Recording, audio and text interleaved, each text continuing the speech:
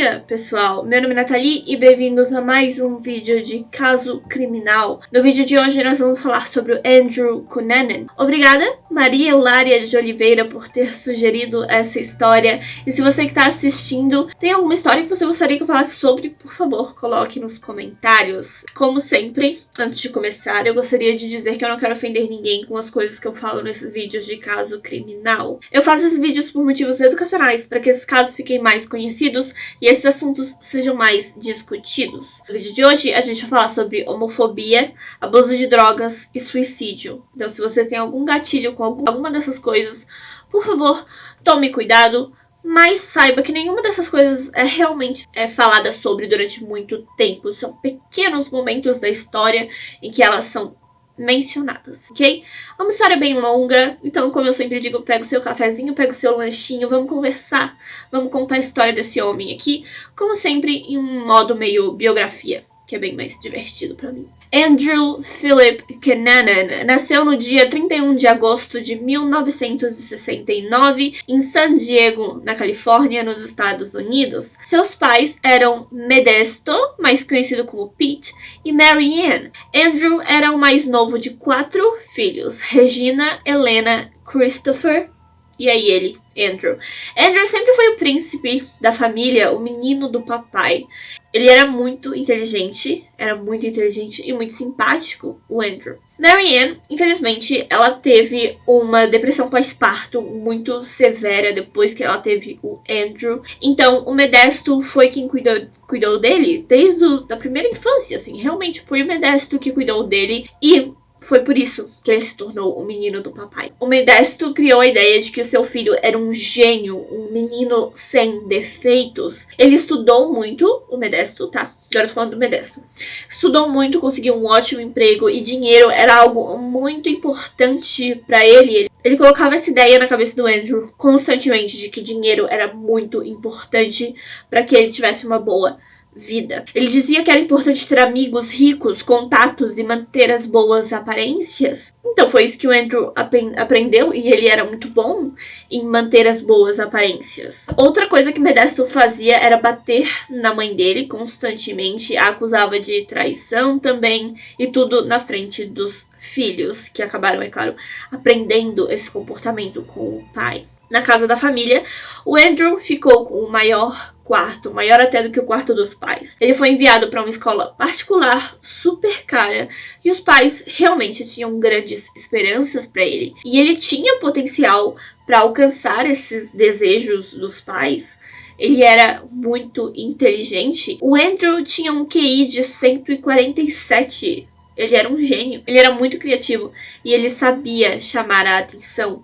Ele mentia muito bem e, eventualmente, ele se tornou um mentiroso patológico. Se ele pudesse contar uma mentira, ele contava porque ele queria e porque ele era muito bom nisso. Simples assim. Ele era alguém que mentia o tempo todo. O Andrew era carismático, era divertido, era alegre, porém muito irritante. Ele nunca se cansava, ele não tinha um botão de desligar, ele não sabia quando devia parar de falar e ele não percebia quando as pessoas estavam enjoadas de ouvir as histórias dele. Então, todo mundo dizia, olha, é muito divertido estar com ele, mas tem uma hora que cansa. Ele descobriu que era homossexual aos 13 anos de idade e adorava dizer isso pra todo mundo no seu colégio. Ele foi dito ser o mais inesquecível da sua turma. E sim, ele era abertamente gay para todos os amigos, todos os colegas, mas em casa, não. E a gente já vai falar sobre isso. Aos 14 anos de idade, mesmo não podendo dirigir ainda, o Andrew ganhou dos pais um carro novinho e, infelizmente, o pai dele acabou perdendo o emprego. Ele nunca mantinha os seus novos empregos. Então, o Modesto, ele continuou fingindo que era rico. Ele gastava o dinheiro que ele não tinha e acabou totalmente falido. Ele foi acusado de fraudes pelo FBI e acabou fugindo para as Filipinas, a sua terra natal. Muitas pessoas dizem que isso não é verdade, que ele nunca foi acusado pelo FBI por fraudes e que ele simplesmente percebeu que não conseguiria mais manter as aparências e que tinha muitas dívidas nos Estados Unidos, então fugiu para as Filipinas. De qualquer jeito, ele foi morar nas Filipinas. Ele vendeu a casa da família, onde ele morava com a pessoal, Mary Ann e etc.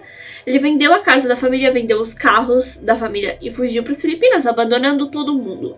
Inclusive a esposa, ele foi sozinho.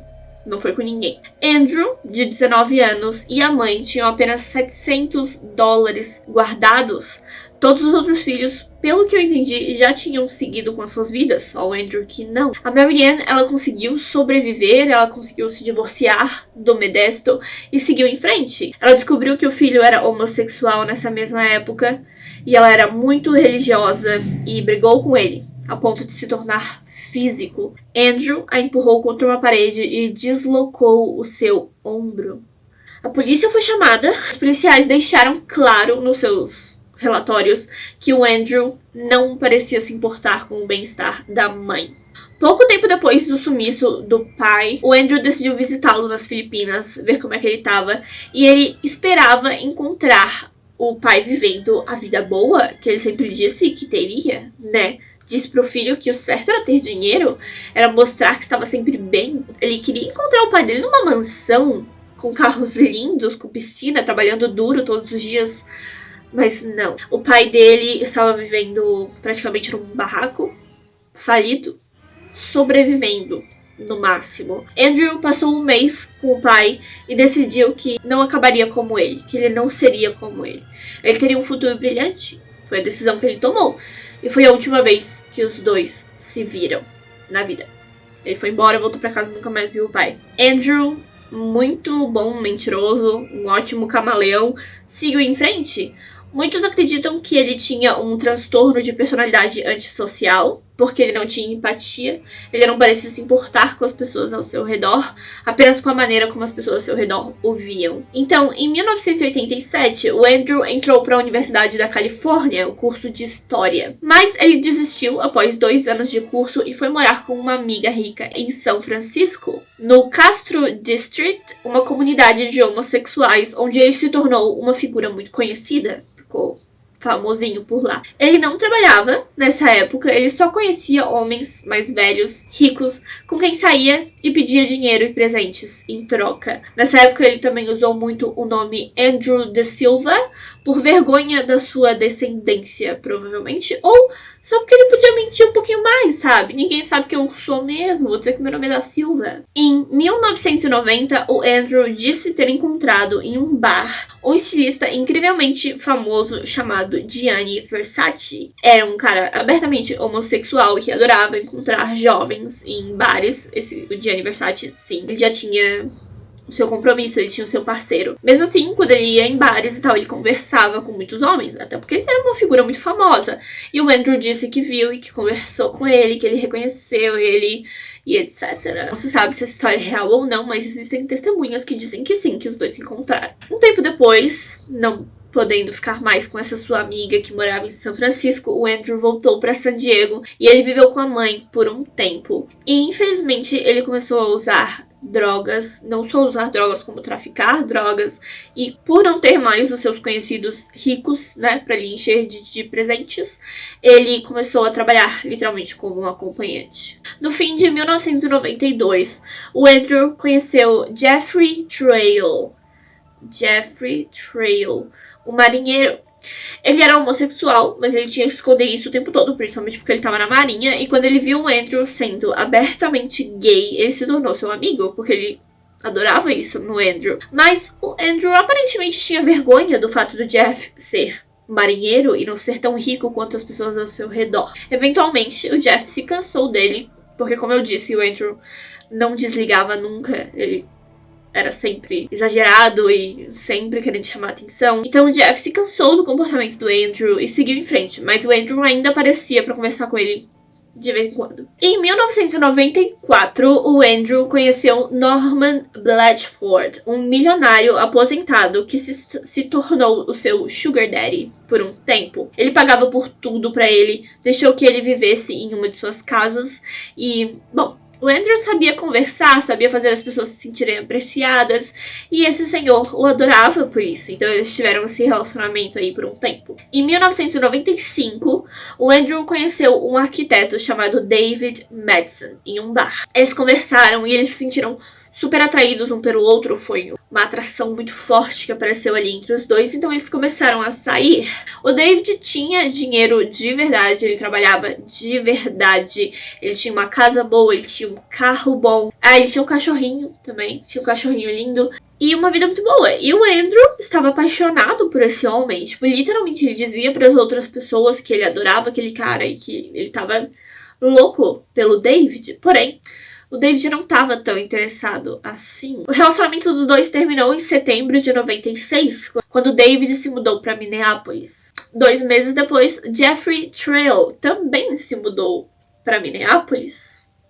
Os dois não se conheciam antes disso, porém se tornaram muito próximos quando se mudaram para a mesma cidade. Alguns dizem que os dois namoravam, alguns dizem que não. Acredita-se realmente que eles não namoravam, que eles só eram bons amigos, mas o Andrew achava que os dois estavam de paquerinha. E ele ficava bem ciumado com isso. O Andrew aparecia em Minneapolis de vez em quando só pra ficar de olho nos dois, sabe? Porque ele realmente tinha ciúme do relacionamento dos dois. E às vezes ele passava a noite lá só pra ficar de olho neles. Em abril de 97, ele foi viver em Minneapolis por um tempo. E muita gente diz que ele só tava fazendo isso ainda pra ficar de olho nos dois, porque ele não queria deixar os dois em paz. David o buscou no aeroporto e o levou pra jantar e pra dançar. No sábado, os dois foram ao apartamento do Jeff, que estava viajando. No domingo, dia 27 de abril de 1997, os três, Jeff, David e Andrew, se encontraram no apartamento do David. O Jeff chegou por volta das 9h45. 10 minutos depois, os vizinhos ouviram sons estranhos e uma briga parecia estar acontecendo. Andrew matou os dois. Mas não os dois naquela noite. Acredita-se que foi tudo planejado, mas naquela noite ele só matou o Jeff. O que aconteceu? Na terça-feira, 2 colegas de trabalho do David foram até a casa dele, preocupados com ele, porque ele não apareceu para trabalhar. Eles chamaram a polícia, mas acabaram tendo que pedir ajuda pro síndico do prédio, o zelador do prédio, para entrar no apartamento. No início, o apartamento parecia vazio, mas aí eles encontraram um corpo enrolado em um tapete. Era o Jeff Trail, espancado até a morte com um martelo.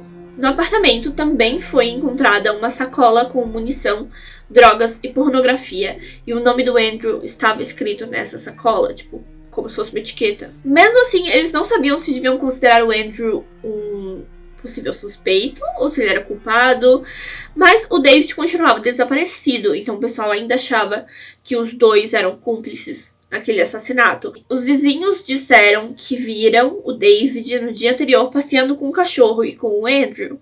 Então, e eu queria dizer, infelizmente não se sabe o que deu desse cachorro. Fiquei preocupada com o cachorro. Não sei o que aconteceu com o cachorro. Na quarta-feira, dia 30, o carro do David foi visto andando por aí. O corpo do David foi encontrado por pescadores em Minnesota no dia 3 de maio de 97. Ele foi morto por 3 tiros com uma arma que pertencia ao Jeff e que havia sido roubada dele. Acredita-se que o Andrew fez o David de refém e planejava matá-lo eventualmente, só queria matá-lo em um lugar mais distante de onde havia matado o Jeff, para que a polícia não visse ligações entre os dois assassinatos. Mas eu acho que ele esqueceu que ele matou o Jeff na casa do David. Ok. Em Chicago, Lee Miglin era um agente imobiliário famoso, um homem rico, gentil, um cara super divertido. Andrew foi até a sua casa no dia 3 de maio. A esposa dele, Marilyn, não estava em casa. Alguns dizem que os dois já tinham um relacionamento, que já tinha alguma coisa ali entre os dois, mas a família nega que isso é verdade. O Andrew cortou a garganta do Lee e o esfaqueou com uma chave de fenda. Ele enrolou fita isolante na sua cabeça inteira, deixando apenas a boca e o nariz expostos. Ele jogou 2 sacos de cimento sobre o corpo e depois enrolou tudo em papel pardo. Depois disso, o Andrew usou o banheiro, ele dormiu na cama do Lee, ele comeu sorvete na cozinha, fez uma bagunça, deixou evidências pela casa toda, roubou dinheiro, roubou itens de colecionador do Lee Miglin e foi embora com o carro dele. Fugiu no carro dele. A Marilyn voltou para casa no domingo e encontrou tudo bagunçado. Ela sabia que tinha alguma coisa errada. Ela chamou a polícia. Não porque ela sabia que o marido estava morto, mas porque ela não conseguia encontrar o marido. O marido estava enrolado em papel pardo na garagem. Então ela não encontrou. Demorou para encontrarem o corpo do Lee. No início, pensaram ter sido um roubo, sabe? Que mataram o cara para poder roubar a casa, mas logo o pessoal ligou esse assassinato ao assassinato de Minneapolis, porque o Andrew, ele já tinha ali o seu modus operandi, o seu jeito de agir. Ele entrava na casa das pessoas, principalmente homens ricos, os matava de maneira violenta e exagerada, fazia uma cena com o corpo e roubava seus veículos. E aí seguia em frente. Andrew foi listado como procurado pelo FBI, um homem que muito provavelmente continuaria matando pessoas, e eles estavam certos. Andrew foi até Manhattan. Ele passou 4 dias em Nova York, ele comprou calças novas, visitou uma casa de banhos, relaxou e continuou dirigindo. Até aquele momento, o Andrew não sabia que tinha um telefone no carro dele. Um telefone celular que podia ser rastreado pela polícia.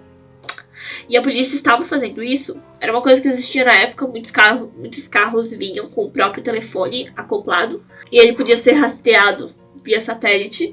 E o Andrew não sabia que ele estava sendo rastreado pelo satélite. Porém, pelo rádio, naquele dia, os policiais disseram abertamente que estavam rastreando o Andrew pelo telefone do carro. O Andrew ouviu essa entrevista e imediatamente arrancou a antena do telefone. Ele não era bobo, mas aí, é claro, ele resolveu arranjar outro veículo, no caso do satélite funcionar de alguma outra maneira que ele não soubesse. Então, em Nova Jersey, ele entrou em um parque, onde encontrou William Reese, de 45 anos.